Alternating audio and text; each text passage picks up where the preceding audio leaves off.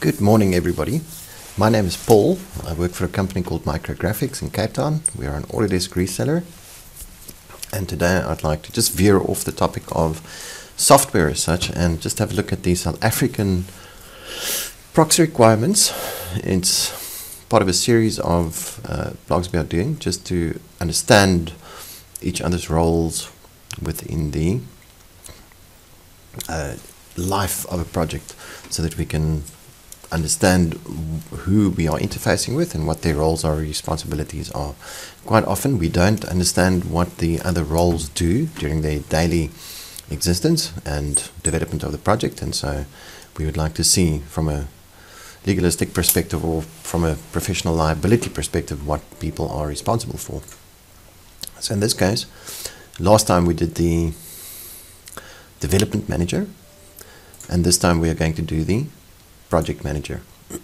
Project manager is the person on site that's responsible for constructing the project. So after the initiation and briefing of the project, they come into play. They're not part of the initial development of the idea for the project, but their role and responsibilities is as follows: to facilitate the development of a clear project brief, to establish a procurement policy for the project, to assist the client in the procurement and of necessary and appropriate and other consultants, including the clear definition of their roles and responsibilities, to establish in conjunction with the client other consultants all the relevant authorities, the site characteristic rights and constraints for the proper design of the intended project, to define the consultant scope of work and services, to conclude the terms of the agreement with the client, to facilitate the schedule of the required consents and approvals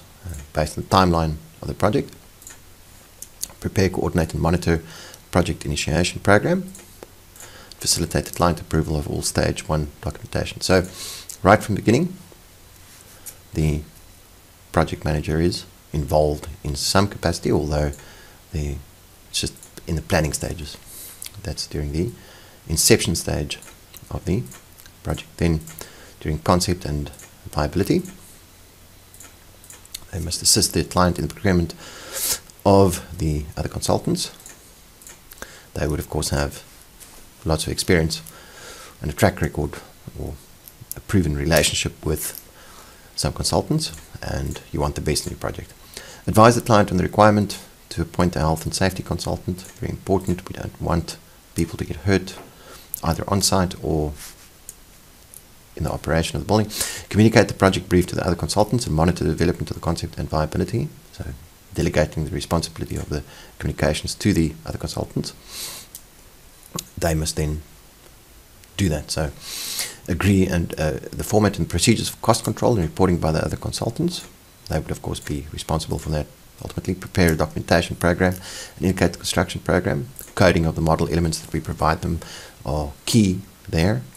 So our coding of our model elements must be correct when we are an author. Coordinate concept and viability documentation for presentation to the client for approval. Communicate with the client, in other words, facilitate approval of the concept and viability by the client, and facilitate approval of the concept and viability of statutory authorities. That's concept and viability during the design development. Agree and implement communication processes and procedures for the design development of the project. Assist the client in the procurement of the necessary other consultants, including a clear definition of their roles and responsibilities. Prepare, coordinate, agree and monitor a detailed design and documentation program. Conduct and record consultants and management meetings. Facilitate input required by a health and safety consultant. Facilitate design reviews for compliance and cost control. Facilitate time-use technical coordination. Facilitate client approval of all stage 3 documentation. Going on to the documentation and procurement phase. Recommend and agree procurement strategy for contractors, subcontractors and suppliers with the client and the other consultants. Prepare an agreement procurement program. Advise the client in conjunction with all the other consultants on the appropriate insurances. Coordinate and monitor preparation of procurement documentation by consultants in accordance with the project procurement program. So you can, if you refer back to the previous blog that we do, you can see there's not so much of the financial management here. It's more a technical based of a project manager on site. Manage procurement process and recommend contractors for approval by the client. Agree the format and procedures for monitoring and control by the quantity surveyor of the cost of the works. Coordinate and assemble the contract documentation for signature. During construction phase,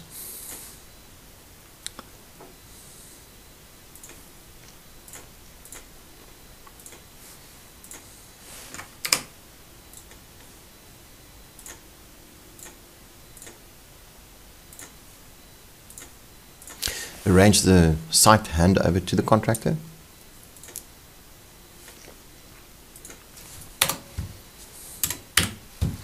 Establish construction documentation and issue process, the communication of snags. Agree and monitor issue and distribution of construction documentation. Instruct the contractor on behalf of the client to appoint subcontractors. Conduct and record site meetings. Monitor, review and approve the preparation of the construction program by the contractor. That's the coal phase of the building. Regularly monitor performance of the contractor against the program. Adjudicate entitlements that arise from changes required to the construction program. Receive, coordinate and monitor approval of all contract documentation provided by the contractor or contractors. Agree quality assurance procedures and monitor implementation thereof by the other consultants and the contractors. Monitor the preparation and auditing of the contractor's health and safety plan to approval thereof by the health and safety consultant. Monitor preparation of the environmental management plan by the environmental consultant. Establish procedures for monitoring scope and cost variations. Monitor, review, approve and issue certificates. Receive, review and adjudicate any contractual claims. Monitor preparation of financial control reports by the other consultants. Prepare and submit the progress reports. Coordinate and monitor and issue practical completion lists in a certificate of practical completion. That's during the construction of the site. That's where the project manager is most busy. And then on closeout, handing the asset over to the client. Coordinate and monitor rectification of defects. Manage procurement of operations and maintenance manuals, guarantees and warranties. Usually the project manager has the most work to do within our asset information models to make sure that that information is captured and digitized. Manage preparation of as-built drawings and documentation. That might include things like laser scans and so on. Manage procurement of outstanding statutory certificates. Monitor, review and issue payment certificates.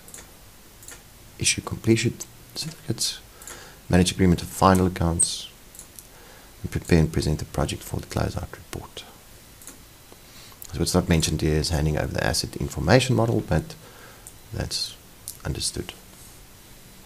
So that would be the project manager. You can see they're very busy right from the inception to help plan the processes, and then as it gets closer to construction, the documentation and procurement and the construction phases. Of course, the documentation and procurement will prepare them documentation-wise for the construction site, and then on the construction site, that's where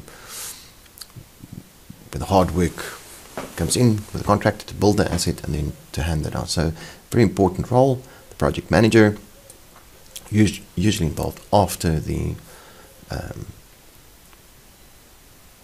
or most busy, shall we say, during the phases after the design has already occurred by the architects and the other teams. I hope this has given you a better understanding of the responsibility of the project manager within South Africa, what they're liable for typically on a project, according to the PROCSA documentation. Until next time, enjoy your adventures in the construction industry within South Africa and your BIM models. It's good to start understanding what the other people are responsible for on the projects that we are involved in. Until next time, goodbye.